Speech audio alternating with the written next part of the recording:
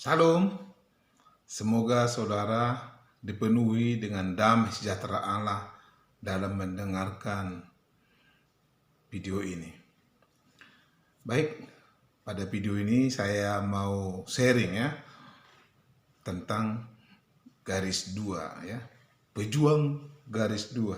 Ini luar biasa. Mengapa saya ambil tema ini? Karena memang semua orang kalau sudah menikah ya, semua mengharapkan keturunan, baik anak maupun perempuan. Kalau dia sudah punya anak, juga mau anak laki-laki, juga mau anak perempuan, dan sebaliknya. Jadi harus dua-duanya supaya sempurna. Tetapi percayalah, saudara akan menerimanya, karena itu janji Tuhan ya. Saya dulu 5 tahun loh baru saya dapat dikasih Tuhan anak ya. Tentu saya juga bekas ya pejuang garis dua ya. Terus saya mau bagikan bagaimana kebenaran firman Tuhan tentang ini semua ya. Baik, kita baca satu-satu ya. Di dalam Kejadian 1 ayat 27 sampai 28 saya bacakan. Maka Allah menciptakan manusia itu menurut gambarnya, menurut gambar Allah diciptakannya dia, laki-laki dan perempuan. Nah, dengar ini ya, dikatakan diciptakannya laki-laki dan perempuan. Jadi ada lengkap ya, berarti suami istri. Oke? Ayat 28, Allah memberkati mereka, lalu Allah berfirman kepada mereka, beranak cuculah dan bertambah banyak, penuhilah bumi dan taklukkanlah itu, berkuasalah atas ikan-ikan di laut dan burung-burung di udara, dan atas segala binatang yang merayap di bumi. Nah, dikatakan di sini, ketika kita sudah dijadikan satu, yaitu suami istri, laki-laki dan perempuan itu menjadi satu dan bersatu, dikatakan Tuhan memberkati mereka dan berfirman kepada mereka, beranak cuculah, dengar, berarti berketurunan dan bertambah banyak, penuhilah bumi ya. Saya lanjutkan di ayat Kejadian 4 ayat 1. Kemudian manusia itu bersetubuh dengan Hawa ya. Berarti mereka kawin ya, istrinya, dan mengandunglah perempuan itu, lalu melahirkan Kain. Maka kata perempuan itu, aku telah mendapat seorang anak laki-laki dengan pertolongan Tuhan. Dengarkan ini, dengan kata dengan pertolongan Tuhan. Jadi saudara berusaha ini semua segala macam bisa saja, tapi yang lebih daripada itu adalah pertolongan Tuhan. Baik, saya lanjutkan. Di dalam Kejadian 21 ayat 2, maka mengandunglah Sarah, lalu ia melahirkan seorang anak laki-laki bagi Abraham dalam masa tuanya pada waktu yang telah ditetapkan sesuai dengan firman Allah kepadanya. Nah, dengarkan. Sarah, kita tahu ya, yang sudah mendengar firman Tuhan, berusia berapa dia mengandung? Berusia 90 tahun ya. Mungkin kita 1 tahun sudah gelisah ya, 2-3 tahun ya, apalagi kayak saya dulu sampai 5 tahun. Mungkin ada yang lebih sampai saat ini yang belum menerima. Tapi kalau kita pikir-pikir dengan pengetahuan manusia ya, ada orang mungkin berpikir, saya kan udah usia 50 tahun, saya kan udah usia 60 tahun dan sebagainya, mana mungkin lagi mengandung saya. Dan kalaupun akan mengandung, saya mungkin tidak mau lagi. Kenapa? Karena kita menggunakan pengetahuan kita ya. Kita memakan buah pengetahuan tadi ya, menurut secara biologis itu tidak sehat lagi. Takut tidak baik lagi untuk keturunannya ataupun untuk si ibu yang akan melahirkan. Jadi karena kita nggak mau, bukan Tuhan nggak mau. Sarah 90 tahun loh ya. Jadi ini perlu kita simak antara iman dan pengetahuan ya. Kebenaran dengan pengetahuan. Lalu kalau kita lihat di dalam Kejadian 25 ayat 21 ya, ternyata ini luar biasa lagi. Berdoa Ishak kepada Tuhan untuk istrinya ya. Sebab istrinya itu mandul. Tuhan mengabulkan doanya sehingga Ribka istrinya itu mengandung. Kalau kita lihat ayahnya si Ishak, Abraham, 90 tahun istri baru mendapat anak ya. Ternyata dia juga lama baru mendapat anak ya. Mungkin kalau kita melihat silsilah orang, sejarah orang, baik suami maupun istri dalam keluarganya, memang orang ini keturunannya lama-lama. Memang orang ini ada juga dulu yang nggak punya keturunan.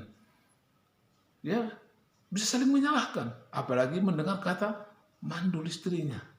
Mungkin kita suami istri ya, ada salah satu di antara kita ya yang mengalami kurang subur ya atau mandul dan sebagainya. Terjadi saling menyalahkan ya. Istri saya juga dulu pernah berkata kepada saya, nanti dengar di kesaksian saya di video sebelumnya ya tentang keturunan kesaksian. Ketika mandul atau ada yang kurang salah satu, saling menyalahkan karena apa kata dokter ya, diperiksa ya, memang kenyataannya seperti itu ya, kenyataannya, tapi kebenarannya beda ya. Ketika kita berdoa, ketika Ishak berdoa ya, Tuhan mengabulkan doanya, amin. Tidak ada kata dokter tadi lagi ya, itu harus kita yakini, amin. Nah, kita lihat lagi cerita tentang Lea ya. Kejadian 29 ayat 31 sampai 33. Ketika Tuhan melihat ya bahwa Lea tidak dicintai, dibukanyalah kandungannya. Dibukanyalah kandungannya, tetapi Rahel mandul lalu mengandung. Lea mengandung ya. Lalu melahirkan seorang anak laki-laki dan menamainya Ruben. Sebab katanya, sesungguhnya Tuhan telah memperhatikan kesengsaraanku. Bayangkan Lea sampai sengsara. Saya tidak tahu saudara yang mendengar video ini sudah sengsara atau seperti apa ya. Nah, kita tidak tahu juga ya apa yang saudara alami, kegelisahan saudara ya.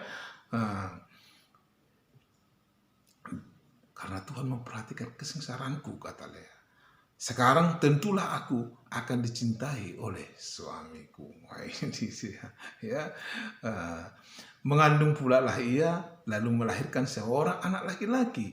Maka ia berkata, sesungguhnya Tuhan telah mendengar. Tuhan telah mendengar bahwa aku tidak dicintai. Lalu diberikannya pula anak ini kepadaku. Maka ia menamai anak itu Simeon ya. Jadi anaknya bertambah dan bertambah setelah Tuhan mendengarkan, memberkati kandungannya, membuka kandungannya. Amin. Nah, kita lihat lagi Rahel. Ini Rahel ini pergumulannya juga ya. Kita lihat Kejadian 30 ayat 22 sampai 24. Lalu ingatlah Allah akan Rahel. Lihat lagi ya. Lalu ingatlah Allah akan Rahel. Allah mendengar permohonannya. Amin. Kenapa didengar? Karena dia bermohon kepada Tuhan.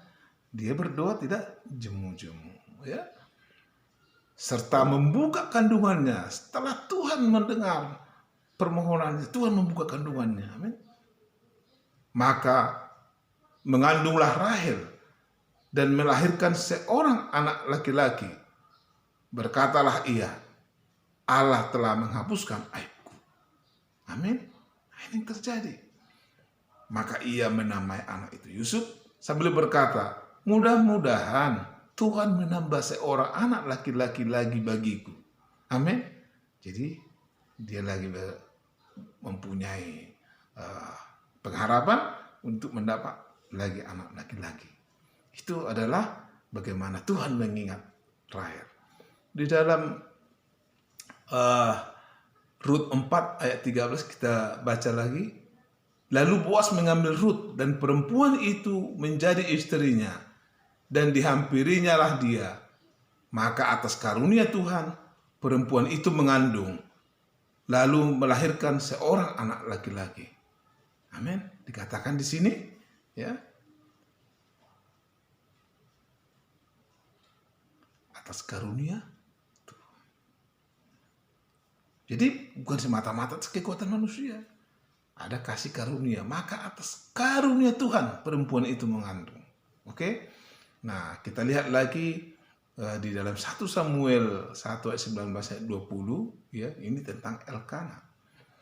Elkana ini juga pejuang garis 2 mereka, ya. Kita baca. Keesokan harinya bangunlah mereka itu pergi pagi-pagi, lalu sujud menyembah di hadapan Tuhan. Kemudian pulanglah mereka ke rumahnya di Rama. Ketika Elkana bersetubuh dengan Hana, istrinya, Tuhan ingat kepadanya. Maka setahun kemudian mengandunglah Hana dan melahirkan seorang anak laki-laki. Ia menamai anak itu Samuel, sebab katanya, aku telah memintanya daripada Tuhan. Jadi ini atas permintaannya. Pagi-pagi mereka bangun, ya, berdoa, sujud menyembah kepada Tuhan. Dia saat teduh, ya. Saya nggak tahu pemirsa ada melakukan saat teduh, ya. Ketika dia saat teduh, dikatakan ketika mereka bersetubuh, ya, Tuhan ingat kepadanya. Amin. Dan dikatakan diberi nama Samuel karena aku telah meminta kepada Tuhan. Ini adalah banyak kesaksian tentang bagaimana Tuhan sebenarnya, ya, memberkati pernikahan itu untuk beranak cucu dan bertambah banyak. Tidak ada yang saya baca ya, tertulis lalu berobatlah mereka, ya, nggak ada. Lalu pergilah mereka ke orang pintar, nggak ada. Yang ada hanya ada, ya, Tuhan membuka kandungannya atas karunia Tuhan, Tuhan mengingat mereka. Jadi semoga kita bisa melihat kesaksian-kesaksian ini, bagaimana kepastian keturunan terhadap pernikahan rumah tangga di dalam Kejadian 1 ayat 28 tadi, ya.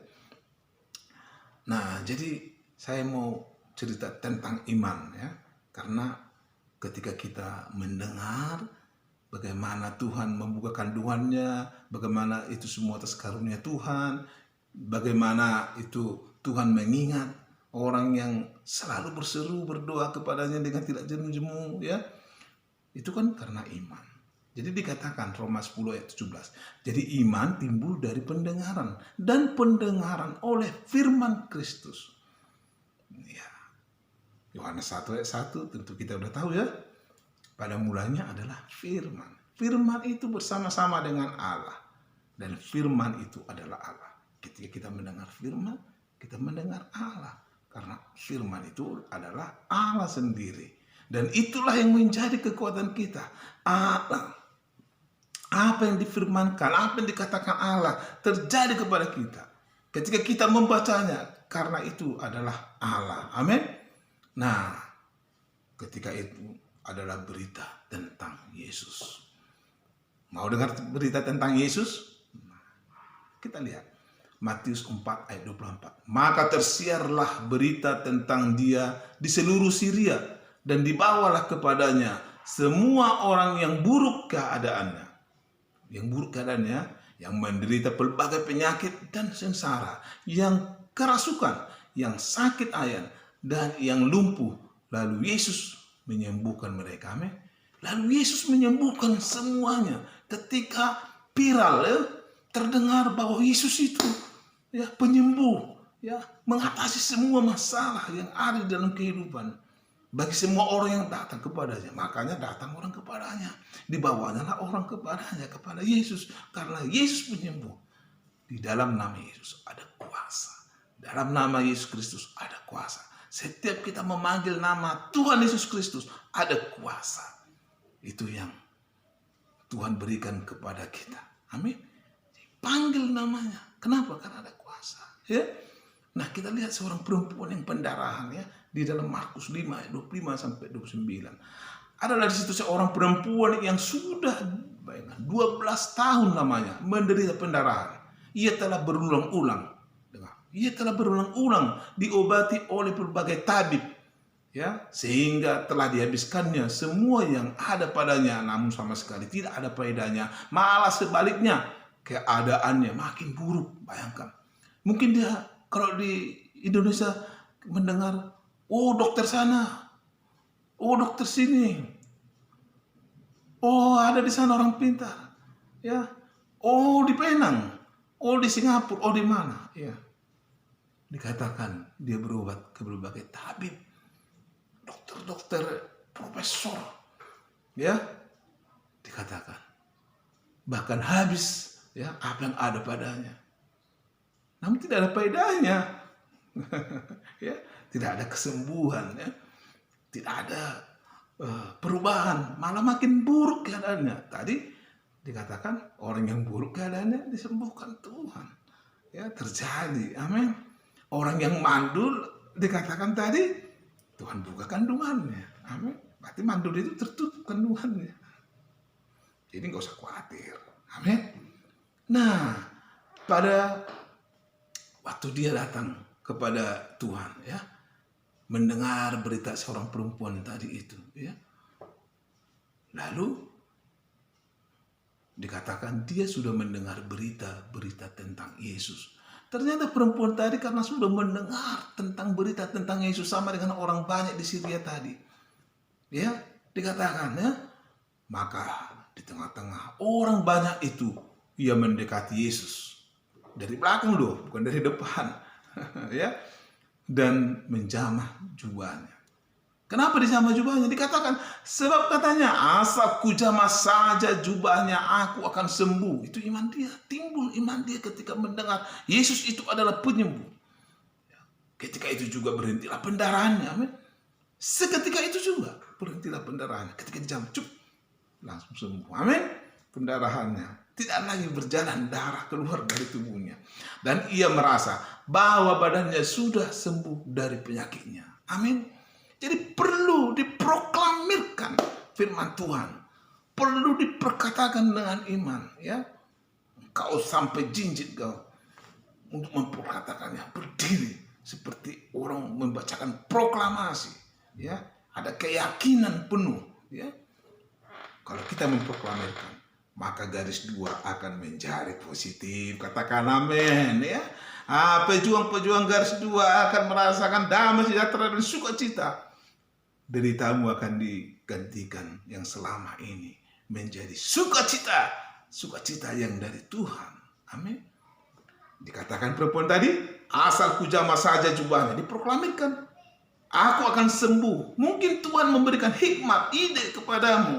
Apa yang kau percaya, ya, apa yang timbul di dalam pikiranmu, di dalam mengimaninya, ya. Dikatakan di dalam ayat 28, Kejadian 1:28 itu, Allah memberkati mereka, proklamirkan, ya. Allah memberkati mereka, lalu Allah berfirman kepada mereka, beranak cuculah dan bertambah banyak, penuhilah bumi dan taklukkanlah itu, berkuasalah atas ikan-ikan di laut dan burung-burung di udara dan atas segala binatang yang merayap di bumi. Amin. Itu proklamirkan, percaya kepada Tuhan, ya, dan Tuhan akan memberkati saudara. Tuhan akan menolong saudara. Amin. Tuhan akan memberikan saudara apa yang menjadi kerinduan saudara. Tuhan akan membuka kandungan saudara. Tuhan akan memberkati kandungan saudara. Tuhan akan memberikan keturunan kepada saudara sesuai dengan firman-Nya, ya. Karena dikatakan beranak cuculah dan bertambah banyak, penuhilah bumi dan taklukkanlah itu. Jadi jangan takut.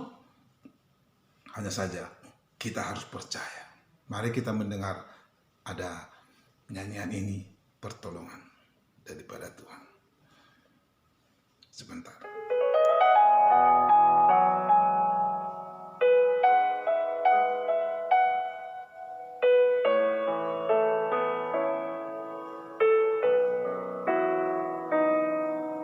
Hatiku tenang berada dekatmu, kaulah jawaban hidupku.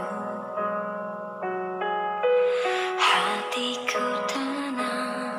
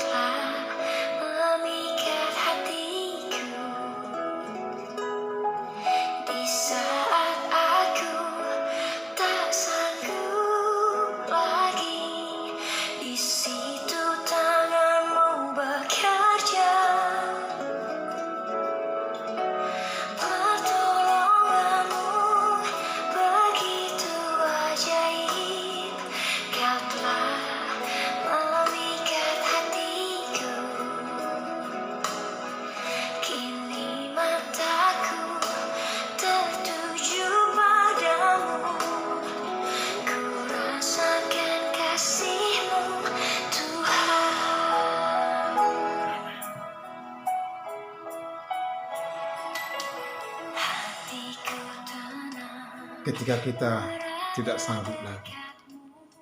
Sudah semuanya habis. Kita dengan usaha selama ini dan tidak ada faedahnya. Mungkin saudara frustrasi. Mungkin saya tidak akan punya anak lagi secara jasmani. Itu mungkin pikiran saudara. Atau mungkin ada yang berpikir menikah itu tidak harus punya. Itu tergantung iman saudara. Saya tidak bisa untuk melakukan sesuatu supaya saudara yakin. Tapi firman Tuhan jelas mengatakan bahwa Allah memberkati pernikahan. Ya, Allah memberkati pernikahan laki-laki dan perempuan untuk beranak cucu dan bertambah banyak, untuk berkuasa atas segala ciptaan Tuhan, biar ada yang memelihara seluruh isi bumi ini yang diciptakan oleh Tuhan. Amin.